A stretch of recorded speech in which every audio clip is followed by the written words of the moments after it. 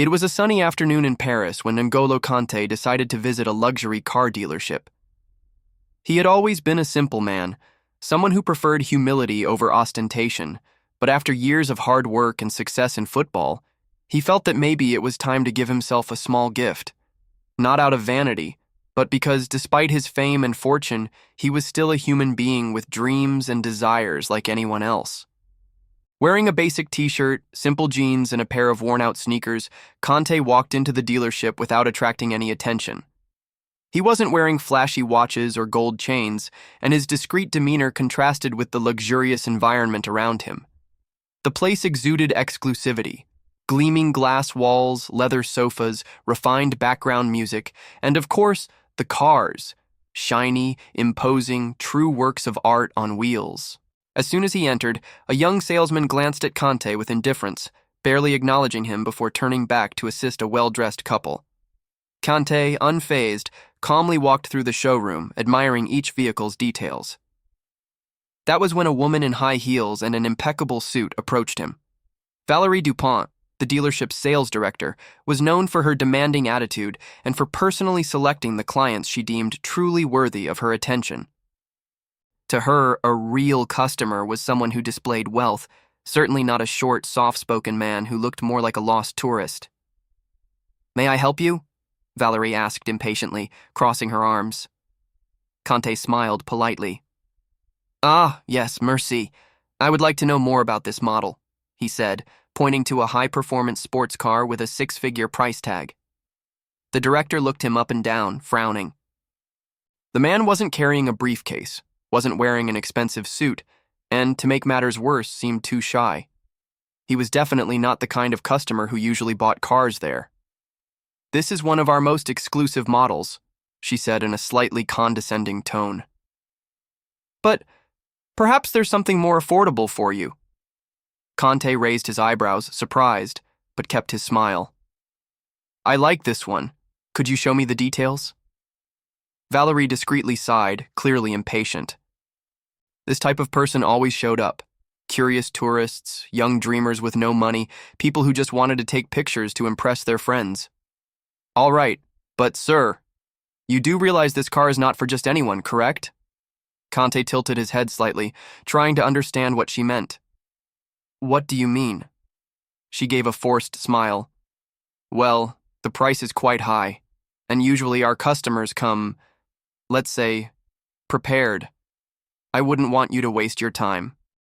At that moment, another salesman approached to whisper something in the director's ear. She nodded and turned back to Kanté. "Excuse me, but I need to attend to an important client now. If you need anything, you can check our catalog online." And without waiting for a response, she simply walked away. Kanté stood still for a moment, absorbing the situation. He had been through similar things before. He never cared about fame, so he understood that many people didn't recognize him, but the director's disdain was evident. Still, he just smiled slightly and shrugged. He wasn't the type of man to hold grudges. If there was one thing he had learned throughout his life, it was that a person's character was worth more than any fortune. So, calmly, he continued looking at the cars. Kanté continued walking through the dealership, observing the cars calmly, without any rush. Meanwhile, Valérie Dupont was on the other side of the showroom, attending to a well-known businessman in the city who had arrived in an expensive suit, accompanied by two assistants. She greeted him with a radiant smile, offering him coffee and personally presenting the most luxurious models. It was clear that to her, appearances meant everything. Meanwhile, a young mechanic working at the dealership was watching the scene with curiosity.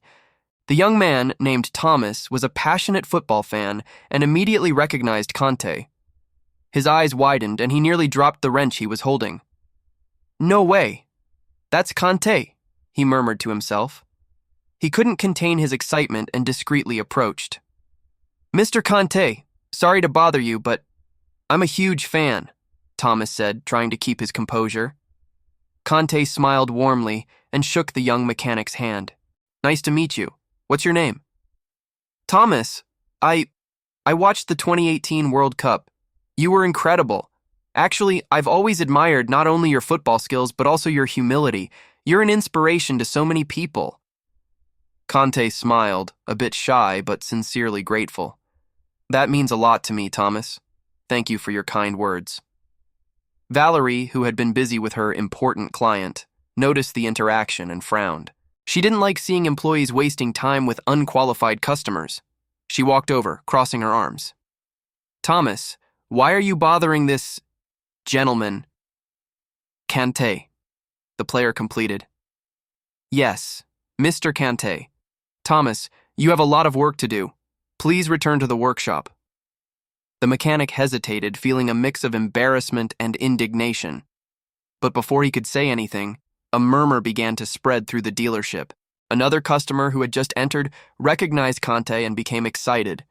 Soon, others started noticing and whispering among themselves, some even taking out their phones to snap pictures. Within minutes, almost everyone in the showroom realized that N'Golo Kanté was there. All eyes turned to him, and the salespeople who had previously ignored him started murmuring amongst themselves. Some wondered how they hadn't recognized him earlier. Others were already regretting their mistake.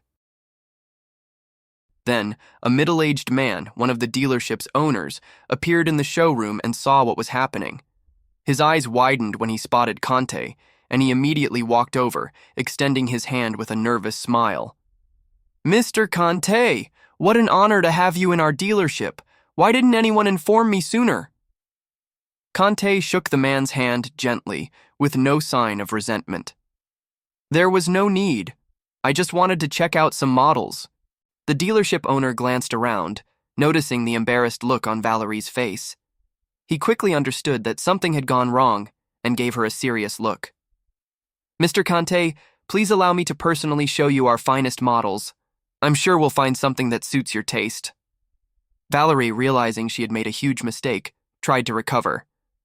"Mr. Kanté, I apologize if there was any misunderstanding." Kanté, however, did not seem bothered. He simply smiled, displaying the patience and humility that always defined him. "It's all right. Actually, I've already made my choice." Everyone looked at him in anticipation. "And which model caught your interest, Mr. Kanté?" the owner asked eagerly, hoping to make things right. Kanté looked at Thomas, the young mechanic who had been the only one to treat him with respect from the beginning. "Thomas, if you could choose any car in this dealership, which one would you pick?" The mechanic's eyes widened, unsure of how to respond. "Me? Oh, well, I really like that blue sports model over there, but that's way beyond what I could ever afford." Kanté nodded and smiled. "Then I'll take that one." Silence filled the dealership. Valerie stood frozen in shock. "You want that model?" "Yes," Kanté said, looking at Thomas. "But not for me, for him." The mechanic was paralyzed. I can't accept this." Kanté placed a hand on the young man's shoulder. "Thomas, kindness and respect are worth more than any material possession. You were the only person here who treated me with dignity without knowing who I was. That is more valuable than any luxury car." Thomas's eyes filled with tears. He could barely believe what was happening. Meanwhile, Valerie had no idea where to hide her face. The dealership owner simply shook his head, disappointed in her behavior. What was supposed to be just another ordinary day at the dealership turned into an unforgettable moment, a living lesson in humility, kindness, and true character.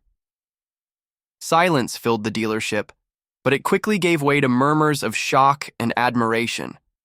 Employees, customers, and even the salespeople who had ignored Kanté now looked at him with newfound respect. Some couldn't believe what they were witnessing: a World Cup champion, one of the humblest players in the world, gifting a young mechanic a luxury car simply because he had treated him with kindness. Thomas was still frozen, his eyes wide, his mouth slightly open. "Mr. Kanté, I don't know what to say." Kanté smiled and patted his shoulder. "You don't have to say anything. Just enjoy it." The dealership owner, realizing the magnitude of the moment, quickly stepped in to facilitate the process. "Mr. Kanté, please come to my office. We'll take care of the paperwork right away." Kanté nodded and followed the man. Meanwhile, Thomas was still trying to process everything that had happened. His colleagues surrounded him, patting him on the back, some still in disbelief. Valerie, on the other hand, was completely embarrassed. Her face was flushed with shame. How could she have made such a huge mistake? She had treated Kanté with disdain, underestimated his financial capacity, and now she saw that he wasn't just wealthy, he had a generosity that no amount of money could buy. She tried to salvage her reputation. "Mr. Kanté, about what happened earlier. I hope you didn't take my words the wrong way." Kanté looked at her with his usual calm expression and replied, without a trace of arrogance or resentment, "Don't worry, madam. Everyone has bad days." And with that simple response, no revenge, no humiliation, he left her speechless. An unforgettable moment. It didn't take long for the news to spread. Someone had recorded the moment, and within hours, videos and photos of Kanté gifting Thomas the car went viral. Social media was flooded with messages of admiration for the player. "This man is unbelievable. Kanté, always humble and generous." While many show off their wealth, Kanté gives us a lesson in character. The humility of a true champion. This is bigger than any trophy. Even sports journalists commented on the episode, emphasizing how Kanté once again proved that true greatness isn't measured by material possessions, but by the way people are treated. Thomas's unforgettable day. The next day, Thomas arrived at work still unable to believe what had happened. His colleagues surrounded him, asking questions and wanting to see the car. "So? How was it driving that beast? Your first car is one of the most expensive in the dealership. Can you believe it?" Thomas just smiled, still overwhelmed. But deep down, what touched him the most wasn't the value of the car. It was Kanté's gesture. He realized that the real gift wasn't the vehicle, but the lesson he had learned. Later, he wrote a post on social media. "Yesterday, I lived the most incredible moment of my life, not because of the car, but because of the kindness of a man who didn't need to prove anything to anyone, but still chose to be generous." What I learned from N'Golo Kanté is that humility and respect are more valuable than any material possession. I will never forget this day. Thank you, champion, for teaching me what truly matters. The impact on the dealership. The dealership also felt the impact of the episode. Many customers started visiting, not just to look at the cars, but to learn more about what Kanté had done. The owner made a decision. Valerie was removed from her position as sales director. He realized that the company's image had to be built on respect and good service, not arrogance or prejudice. And Kanté? He continued his life as he always had, playing football with dedication, remaining humble, and most importantly, proving time and time again that true greatness isn't about what you have, but about what you're willing to give.